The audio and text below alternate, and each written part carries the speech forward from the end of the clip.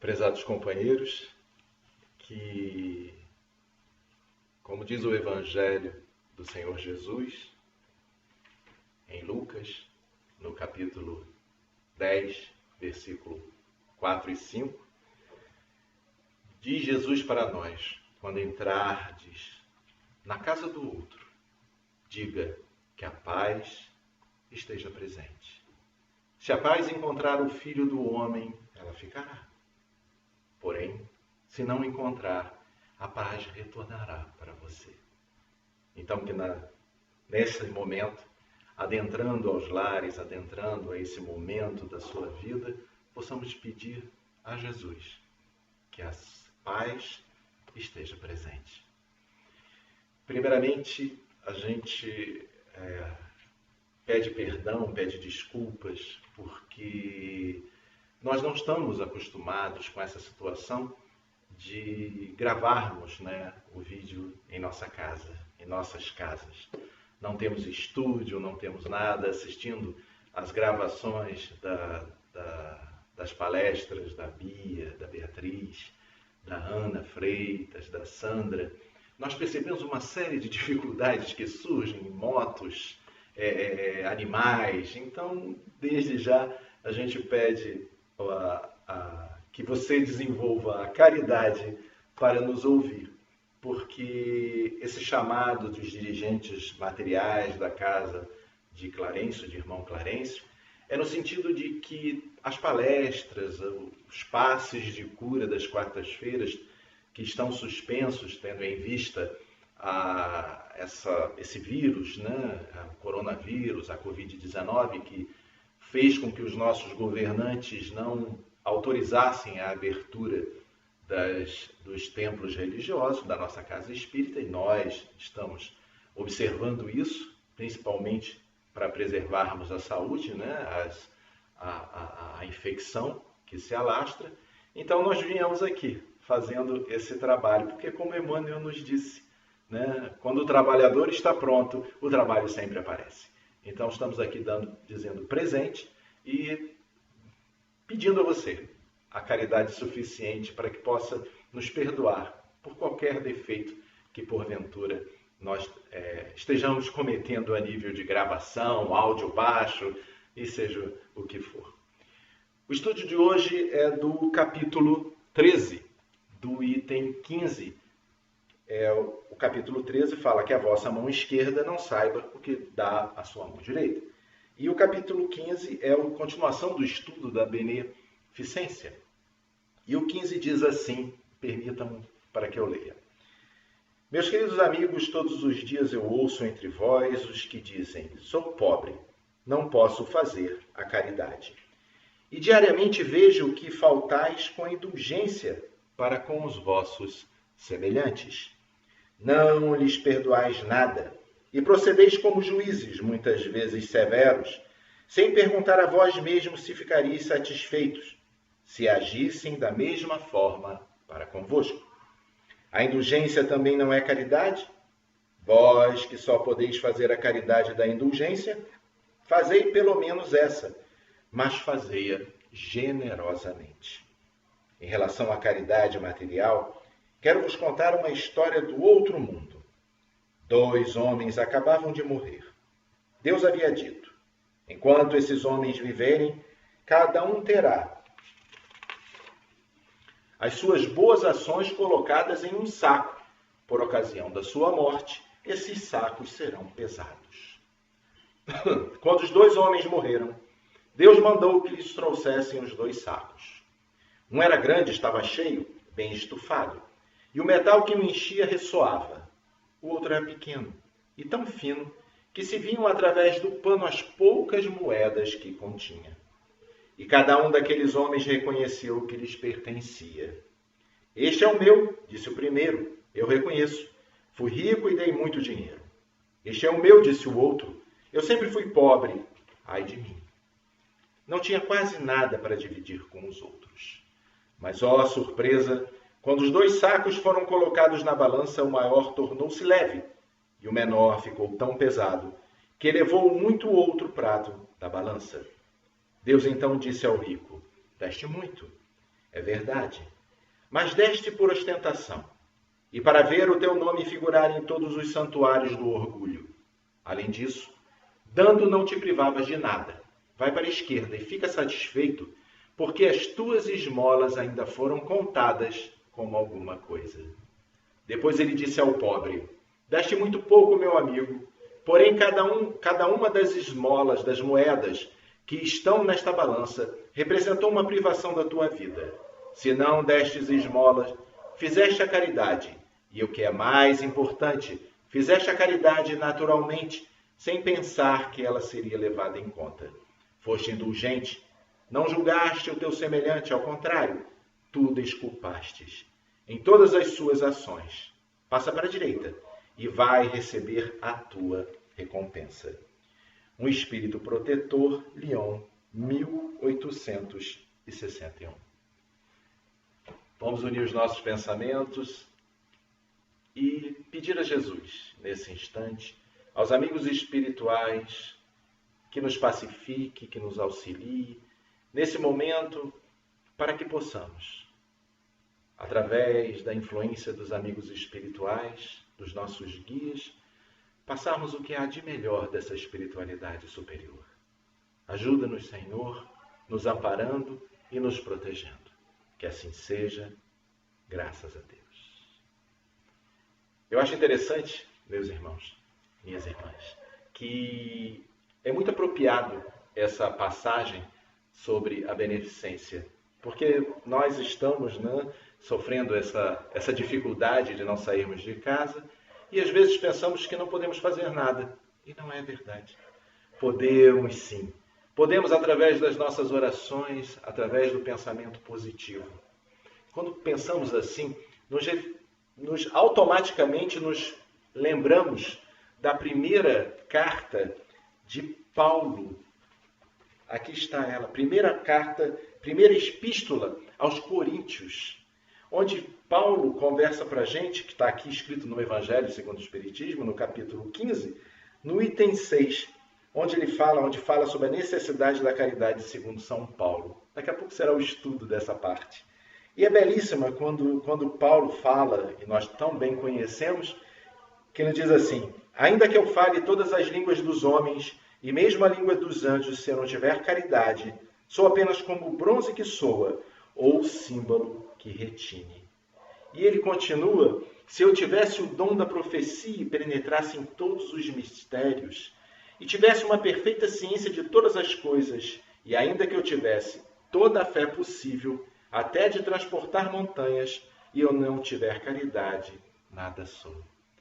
E continua, e no final dessa epístola, ele coloca algo fantástico, ele diz assim: agora, estas três virtudes, a fé, a esperança e a caridade permanecem, mas entre elas, a principal é a caridade. Interessante essa parte, porque ele diz que as três, a fé, a esperança e a caridade, elas permanecem. Olha como é importante nós termos fé.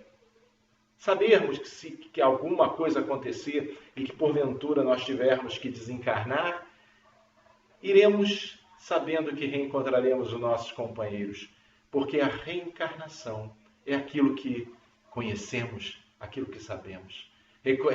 Reencontraremos os nossos entes queridos, no meu caso, meu pai, minha mãe, os companheiros da casa espírita que foram antes de nós, nos reencontraremos. Isso é ter fé. A esperança, ela advém na certeza de que mesmo com essa dificuldade, mesmo que sejamos infectados, mesmo que tenhamos que passar pelas dores, nós temos a certeza que Jesus é o companheiro, é o mestre. Ele é o amigo maior que se encontra no leme dessa embarcação, a embarcação de nossas vidas. E devemos confiar nele, porque é através dele que encontraremos as esferas superiores. É buscando nos exemplos que Jesus nos traz. Ele nos disse com tamanha sinceridade, tamanha informação, de que quem é o maior dentre todos? Perguntaram os discípulos a Jesus. E ele respondeu: para ser o maior no reino dos céus, é necessário que a pessoa, se faça escravo.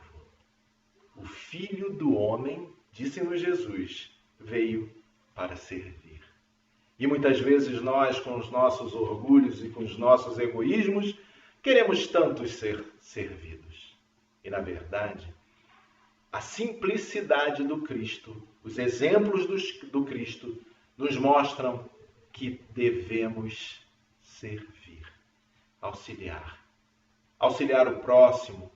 E aí podemos fazer isso através com coisas simples, através, como disse a mensagem, através da oração. Imaginemos nosso caso nessa situação, nesse exemplo que foi nos dado. Como está o nosso saco? O saco que foi nos ofertado. Será que tem muitas moedas, poucas moedas? E se tivermos poucas moedas, essas moedas serão dadas com sacrifício? Observa que mesmo nessa passagem, ele diz para o companheiro que o saco é grande, deu muitas esmolas, ele afirma que passa para a esquerda, mas essas moedas serviram para algo. Porque a caridade, mesmo que ela tenha sido, no caso, no exemplo, tenha sido dada em demasia, não houve sacrifício, mas foi dado. Então é contado para cada um de nós.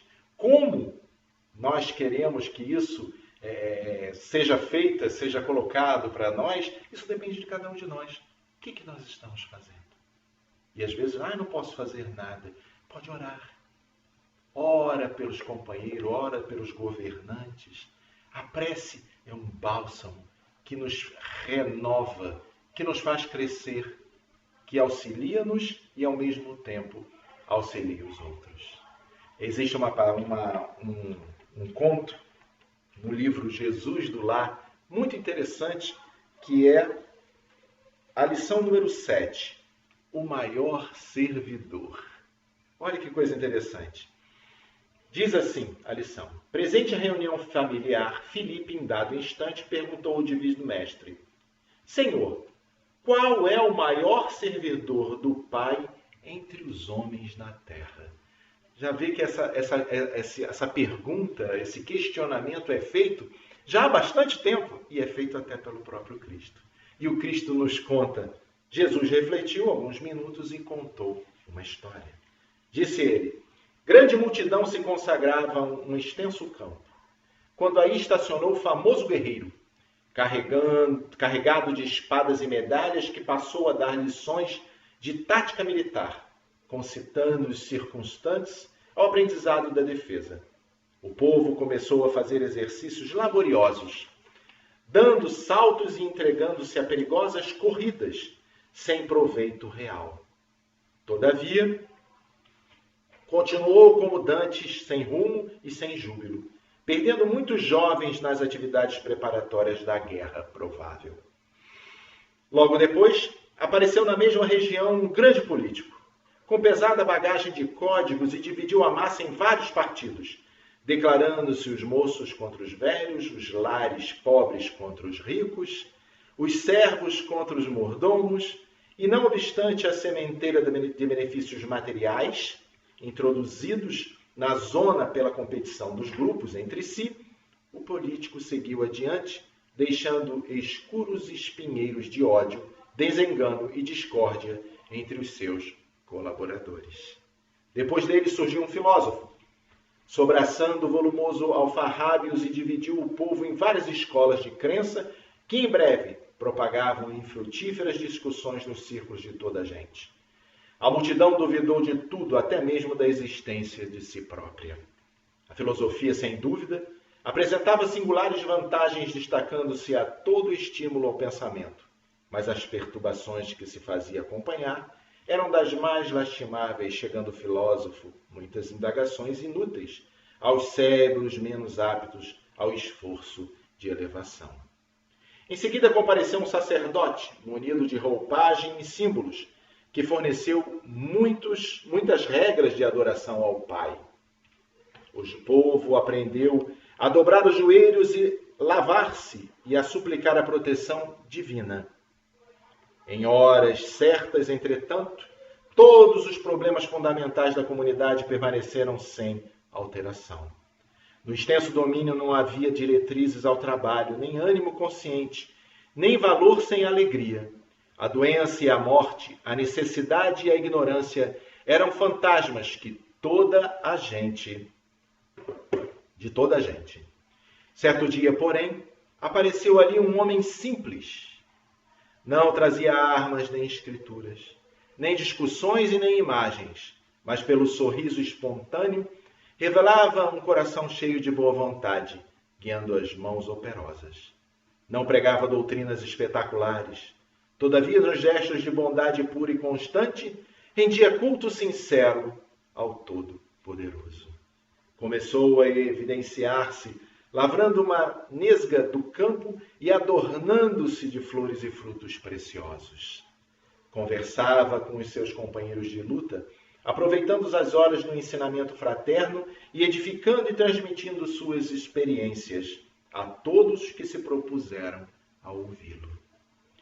Aperfeiçoou a madeira, plantou árvores benfeitoras, construiu casas e instalou uma escola modesta. Em breve, ao redor dele viçavam a saúde e a paz, a fraternidade e as bênçãos do serviço, a prosperidade e o contentamento de viver.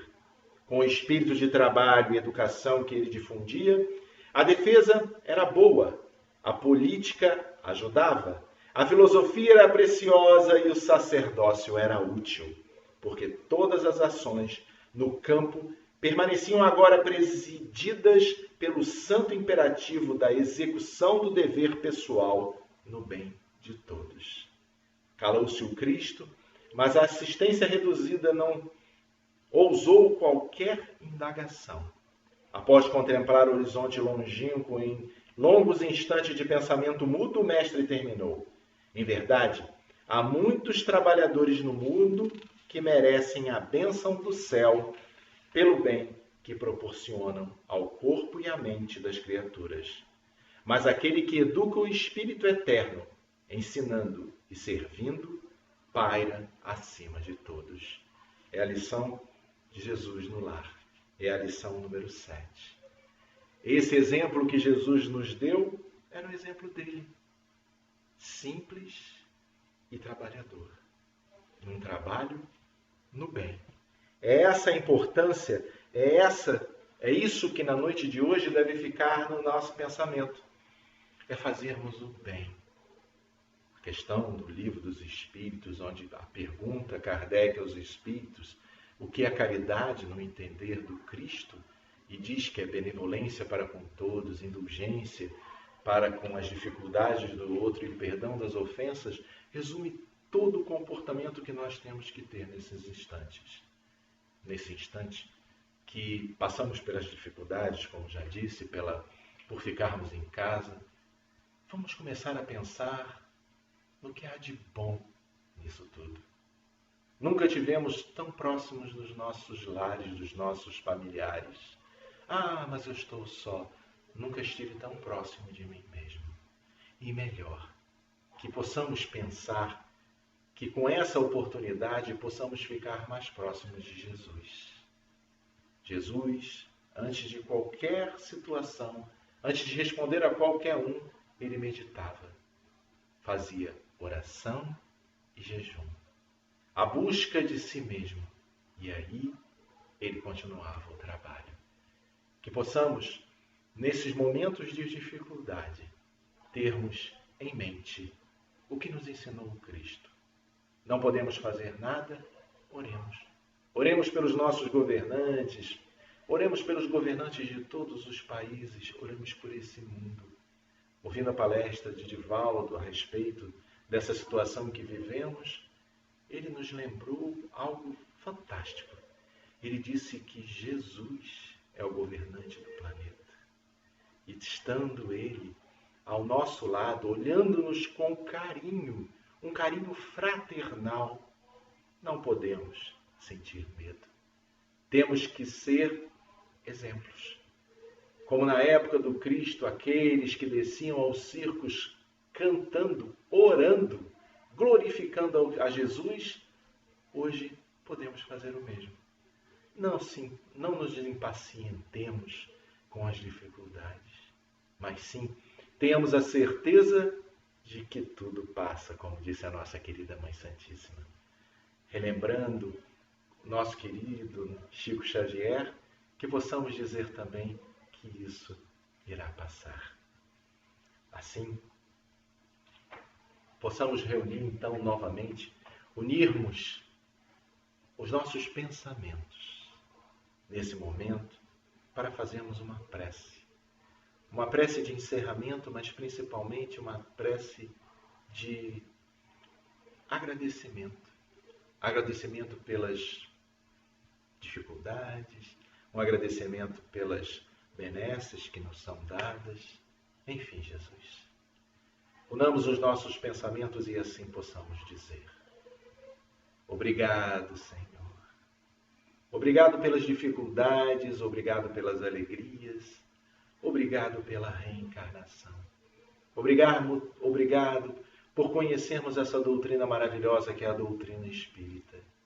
Ajuda-nos, Senhor, a envolver todo esse planeta, que possamos, Senhor, modificarmos os pensamentos equivocados, de dúvida, de desespero e substituirmos, Senhor, esses pensamentos por pensamentos de conforto, de fé, de esperança e de caridade. Ajuda-nos, Senhor, a modificarmos esses pensamentos. Alcance aos nossos governantes, fazendo com que eles tomem as decisões mais acertadas. Enfim, Senhor, ajuda-nos e nos pacifica, porque muito, Senhor, nós precisamos de Ti. Que seja em Teu nome, Jesus, em nome do nosso querido irmão Clarencio, patrono desta casa abençoada, mas acima de tudo, com a permissão de Deus, o nosso Pai, possamos dar por encerrado esse momento de estudo, pedindo sempre, Jesus, permanece conosco, porque muito, muito precisamos de Ti. Que assim seja, graças a Deus. Muita paz.